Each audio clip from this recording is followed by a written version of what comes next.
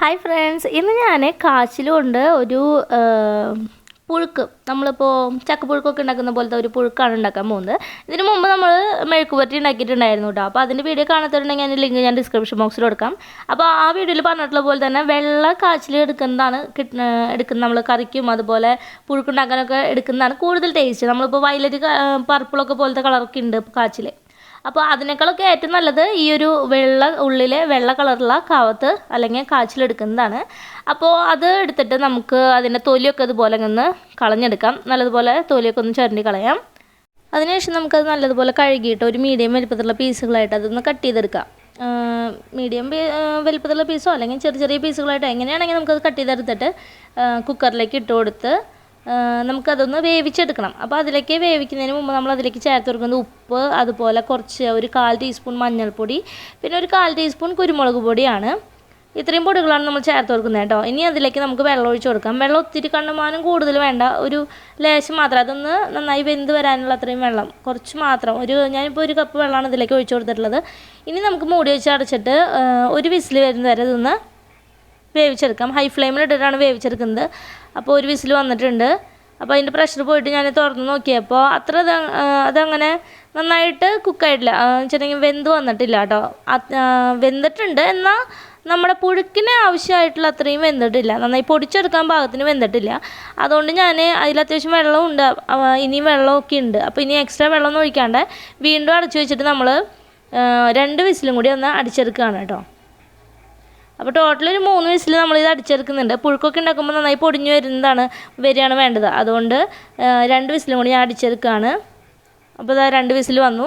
ഇനി നമുക്കത് പ്രഷർ പോകുന്ന വരെ മാറ്റി വയ്ക്കാം. ആ നേരം കൊണ്ട് നമുക്ക് ഇതിലേക്കുള്ള മസാലയ്ക്കുള്ള കൂട്ട് തയ്യാറാക്കാം. അപ്പോൾ ചതയ്ക്കുന്ന കല്ലിലേക്ക് നമ്മൾ ഒരു 4 പച്ചമുളക്, ഒരു 5 വെളുത്തുള്ളി, അതുപോലെ ഒരു 10 ചുവന്നുള്ളി ഇത്രയും ഇട്ട് കൊടുത്തിട്ട് നന്നായിട്ടൊന്ന് ചതച്ചെടുക്കാം. അപ്പോൾ ഇങ്ങനെ ചതയ്ക്കുന്ന കല്ലില്ലാന്നുണ്ടെങ്കിലും കുഴപ്പമൊന്നുമില്ല. മിക്സിയിൽ ചെറിയ ഗ്രൈൻഡറിൽ ഇട്ടിട്ട് ആ വിപ്പ് എന്നുള്ള ഓപ്ഷനിലേക്ക് 1-2 പ്രാവശ്യം ക്രഷ് ചെയ്തെടുത്താൽ മതി. അപ്പോൾ അത് ചതച്ചെടുത്തു, അതോടെ മാറ്റി വെച്ചു. ഇപ്പോൾ നമ്മുടെ കുക്കറിൻ്റെ പ്രഷറൊക്കെ പോയി കണ്ടോ. ആവശ്യത്തിന് നമ്മുടെ കാച്ചിലൊക്കെ നന്നായിട്ട് വെന്ത് വന്നിട്ടുണ്ട്. ഇനി നമുക്ക് ആ ചതയ്ക്കുന്ന കല്ല് വെച്ചിട്ട് ഇതുപോലെ ഇങ്ങനെ ഒന്ന് ചതച്ചെടുക്കാം. അതൊന്ന് പൊടിച്ചെടുക്കാം കേട്ടോ. അപ്പോൾ പുഴുക്കെന്ന് പറയുമ്പോൾ ഇങ്ങനെ കഷ്ണമായിട്ടല്ല, നമുക്ക് ഇതുപോലെ ഒരു കുഴമ്പ് രൂപത്തിൽ ഒരിത്തിരി കുഴഞ്ഞ പരുവത്തിലാണ് ഇരിക്കുക. അപ്പോൾ അത് നന്നായിട്ടൊന്ന് ഉടച്ചെടുക്കണം. അതിനുശേഷം ഒരു പാൻ എടുത്തിട്ട് അതിലേക്ക് വെളിച്ചെണ്ണ ഒരു 1.5 ടേബിൾ സ്പൂൺ ഒഴിച്ച് കൊടുക്കുക. വെളിച്ചെണ്ണ ചൂടായി വരുമ്പോൾ നമ്മൾ ചതച്ച് വെച്ചിട്ടുള്ള വെളുത്തുള്ളിയും ചുവന്നുള്ളിയും പച്ചമുളകും ഉണ്ടല്ലോ, അതിട്ട് കൊടുത്തിട്ട് ഒന്ന് മൂപ്പിച്ചെടുക്കുക. അതിൻ്റെ കൂട്ടത്തിൽ ഒരു തണ്ട് കറിവേപ്പില കൂടി ചേർത്ത് കൊടുക്കണം. ഇനി അതെല്ലാം നന്നായിട്ട് മൂപ്പിച്ചെടുത്തതിന് ശേഷം നമുക്ക് അതിലേക്ക് ഒരു 1/2 കപ്പ് നാളികേരം ചിരകിയത് ചേർത്ത് കൊടുക്കണം. അപ്പോൾ നാളികേരം ചിരകിയത് ചേർത്ത് കൊടുക്കുക. ഇതിപ്പോൾ എല്ലാം കൂടിയിട്ട് നമ്മൾ ഇപ്പോൾ ഈ നാളികേരവും അതുപോലെ പച്ചമുളക്, ചുവന്നുള്ളി, വെളുത്തുള്ളി ഇതെല്ലാം കൂടി അരച്ചിട്ട് നമ്മൾ മൂപ്പിച്ചെടുത്താലും മതി. ഇതിപ്പോൾ ഞാൻ സെപ്പറേറ്റ് ഇട്ട് കൊടുത്തേ ഉള്ളൂ. എന്നിട്ട് നാളികേരം മൂത്ത് വന്ന് കഴിയുമ്പോൾ തീ ലോ ഫ്ലെയിമിലേക്ക് മാറ്റിയിട്ട് മഞ്ഞൾപ്പൊടി ഒരു 1/4 ടീസ്പൂൺ ചേർത്ത് കൊടുത്ത് ഒന്ന് ചൂടാക്കി എടുക്കുക. വേറെ പൊടികളൊന്നും നമ്മൾ ഇതിലേക്ക് ഇനി ചേർത്ത് കൊടുക്കുന്നില്ല കേട്ടോ, മുളക് പൊടിയൊന്നും ചേർത്ത് കൊടുക്കുന്നില്ല. ഇനി ആ മഞ്ഞൾപ്പൊടി ഒന്ന് മൂപ്പിച്ചെടുത്തതിന് ശേഷം നമ്മൾ ഉടച്ചു വെച്ചിട്ടുള്ള കാച്ചിലുണ്ടല്ലോ അത് മുഴുവനായിട്ട് ആ മസാലയിലേക്ക് ഇട്ട് കൊടുക്കുക. പിന്നെ കുക്കറിലുള്ള ഈ കാച്ചിൽ വേവിച്ചിട്ടുള്ള വെള്ളം ഉണ്ടല്ലോ അതും കൂടി ഒഴിച്ചു കൊടുക്കണം.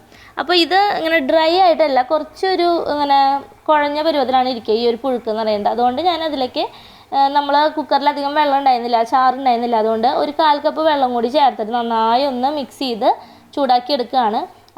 അപ്പോൾ ഇത്രയേ ഉള്ളൂ നമ്മുടെ കാച്ചിലിൻ്റെ പുഴുക്ക് എന്ന് പറയുന്നത്. നല്ല ടേസ്റ്റിയാണ് കഴിക്കാനായിട്ട്. നമുക്ക് ടേസ്റ്റ് നോക്കി ഉപ്പ് കുറവുണ്ടെന്നുണ്ടെങ്കിൽ ഉപ്പ് ആഡ് ചെയ്ത് കൊടുക്കാം. എന്നിട്ട് കട്ടൻ ചായയുടെ കൂടെ കഴിക്കാനായാലും ചോറിൻ്റെ കൂടെ കഴിക്കാനായാലും ഒക്കെ നല്ല ടേസ്റ്റിയാണ്. അപ്പോൾ നിങ്ങൾ ട്രൈ ചെയ്ത് നോക്കുക. നിങ്ങൾക്ക് വീഡിയോ ഇഷ്ടമാണെന്നുണ്ടെങ്കിൽ ലൈക്ക് ചെയ്യാനും ഷെയർ ചെയ്യാനും കമൻറ്റ് ചെയ്യാനും മറക്കരുത് കേട്ടോ. താങ്ക്